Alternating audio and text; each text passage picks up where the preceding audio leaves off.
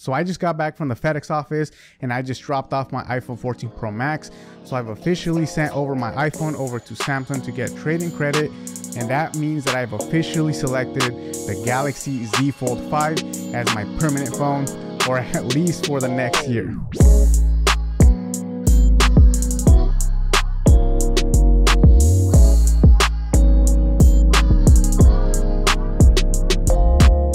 So it's been a couple weeks since Apple released the iPhone 15 lineup, and honestly, while I was watching the event, everything seemed very underwhelming. Everything seemed like an iterative change on the iPhone 14 Pro, which honestly was an iterative change on the iPhone 13 Pro, which is why I originally didn't even want to upgrade to the 14 Pro. Now I know they did have a couple new updates to the iPhone. They added USB-C and they added a new camera to the Pro Max. But honestly, I've never been one to really use my iPhone cameras. I actually went to the 14 Pro Max thinking I was going to be using the cameras a lot more, but I didn't really use them. I think throughout the year, I probably used them 15-20 times, which wasn't enough for me to really care about the cameras on an iPhone or on an Android for that matter. Something I did care about though was having a larger screen size, which is why originally when I made my iPhone 13 Pro video, I first didn't really want to upgrade to the 14 Pro or the regular 14 Pro because it wasn't really that much of a difference even last year. But then a month later, I really was trying to use my iPad as a tablet at home, but I had the 12.9 inch and that honestly was a little bit too large. I couldn't really use it kind of in handheld mode. That tablet was made to be more of a productivity device. So I really wasn't enjoying that experience, and I went for the iPhone 14 Pro Max because I wanted to jump to the larger screen phone, hoping that I could have kind of a tablet experience with the larger screen, but unfortunately it wasn't the same. Now the 14 Pro Max was still a great iPhone, but the larger screen really made the whole footprint of the device a little bit larger than I wanted. And then the way the iOS works is that whether it's a regular device or a Pro Max or the Plus devices, it's still the same exact software throughout both of them, meaning that the home screen you would expect to have a little bit more app space, but really everything is just scaled up. All of the screen real estate doesn't really get used because all of the apps just get bigger. But I still was looking for a larger screen device, and I had been looking at the Samsung Flip or Fold phones, but I still wanted to give kind of Apple the benefit of the doubt. If there was something that was going to be huge on the iPhone 15, I probably would have stuck with iOS for another year. But honestly, like I said, everything was just very underwhelming, and that really pushed me to take the Samsung deal, which they gave me $1,200 for the 14 Pro Max, which matched the price that I paid for it last year. So I went ahead and sent it over. So here we are now. I just finished sending it over to Samsung, kind of solidifying my choice, because over the past week that I've been using the Fold 5, it honestly has been a great experience.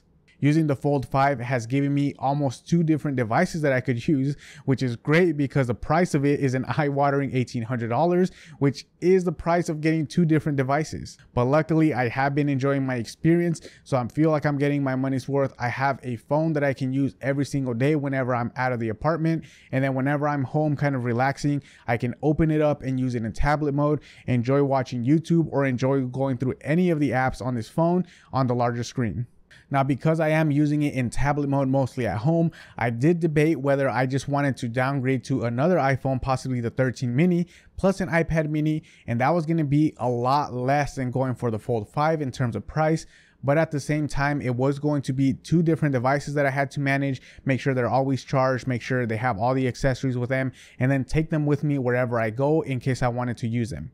So the Fold 5 really brings that convenience of always having a smartphone whenever you have it in closed mode. And then if you ever want to break out the tablet, you can still fold it open and use any apps or watch some YouTube, watch some content, or just scroll through social media on the larger screen. And luckily what Samsung has done is make a lot of these apps optimized to run on the Fold 5.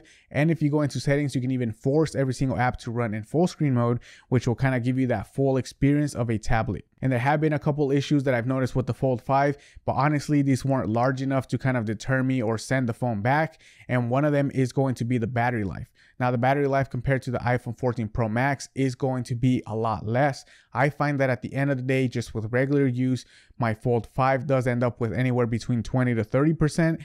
And then on the weekends, when I do use it mainly in tablet mode, I do have to charge it midday or else it would run out of battery.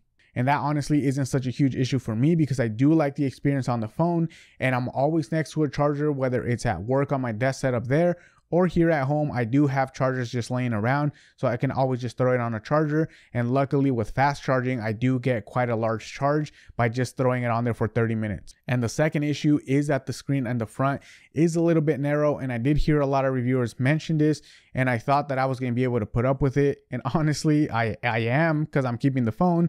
But it is going to be narrow, so that's something to keep in mind. I use a swipe keyboard, and because I've only owned it for a week, the swipe keyboard doesn't really know all the words I use, so it does commit a lot of typos that I have to go back and fix. But hopefully within the month that all gets fixed once the whole software kind of learns all the words I'm using. And the Fold 5 does have a lot of app optimization to run every single app nicely, especially on that tablet mode. I've seen the Google Fold not really use kind of that optimization or great apps to run in a tablet mode, or even something like an iPad where whenever you open up Instagram, it does kind of center it and kind of just give you a blown up version of the iPhone. While on the Galaxy Fold 5, it does give you that full tablet experience. Instagram opens up full screen and you can scroll and see all the stories, and everything just fits perfectly. And if you guys are enjoying this video, make sure you guys leave a like down below. That lets me know that you guys are enjoying the Samsung content and you guys want to know what my experience is with the Fold 5, especially after using it for a while. And speaking of experiences, the Android experience is something to get used to if you're coming from iPhone, especially if you've been using it for a while. But luckily for me, I have been using Android here and there for the last 3 years since I've gotten the iPhone. And a few years back, I did have Android only for a couple of years. And I have used Samsung One UI, so kind of getting accustomed to this Fold 5 was rather easy for me. I've used all of it. I've done all the customization before. So really it wasn't that big of a jump or that big of a learning experience. And I've really mainly just been enjoying kind of getting back to the Android ecosystem and learning a lot of the new things that have been upgraded since back then. Something that did disappoint me though about the Android experience is that there's still not kind of a full ecosystem in a sense.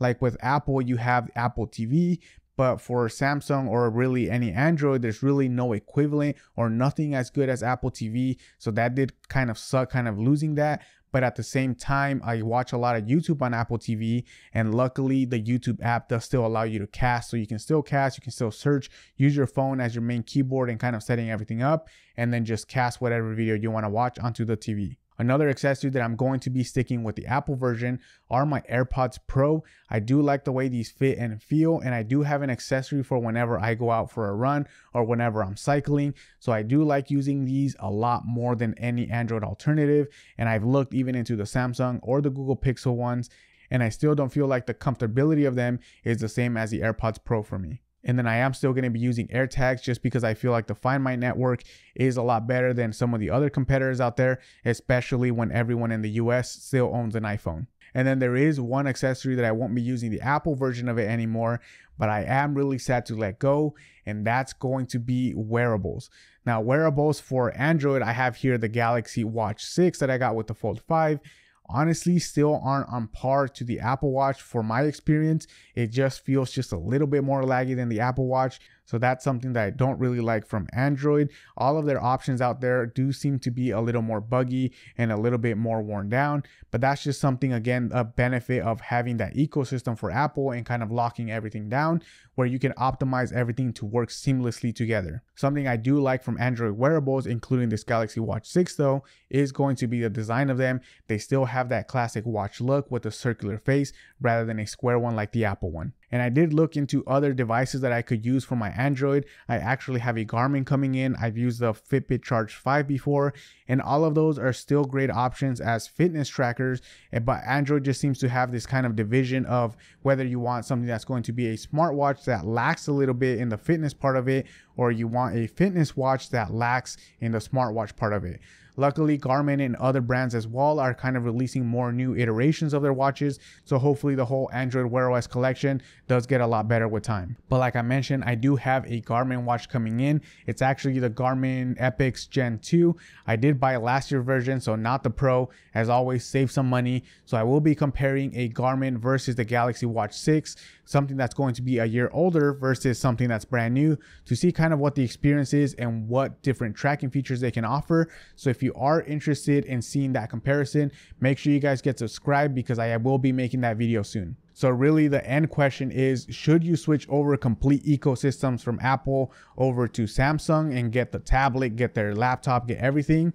Well, the answer is no. I personally won't be switching, and that's something I really like about Android, that it's not like Apple where everything is locked down, where their smartwatch is the Apple Watch, and then you can't really go to any other one because you lose kind of that text back feature, you lose a whole bunch of other things.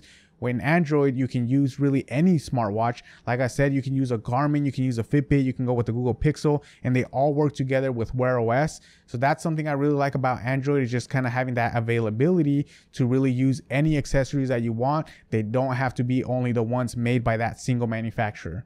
But in terms of everything else, I am still going to be using Apple TV for home. I really like that system over any other one. Like I mentioned, AirTags as well, my AirPods Pro, and mainly my MacBook Pro. That's something I have back here. That's my main still workhorse for everything else. I haven't used Windows probably in a while, but I've seen other people experience it, and I just haven't really enjoyed or really wanted to switch at all, especially because I do edit all of these videos on Final Cut Pro, and obviously that's an Apple app, so that's compatible with my Mac only, and I do like using that app, so that's something that I'm not going to switch. But unfortunately, something that comes with kind of splitting everything up by a different company is that you lose that ecosystem. You do lose that compatibility with everything. And something that I am going to be missing a lot is not having AirDrop anymore. That's something that I use regularly to kind of switch my reels or send my reels from my phone to my Mac and then edit them and then send them right back. So if you are a user of an Android phone and a Mac computer and you found an alternative to AirDrop, let me know down in the comments so I can stop worrying so much about how I'm going to get my reels posted. But as always, thank you guys for watching. Click here to watch another one of my videos, and I will catch you guys in the next one.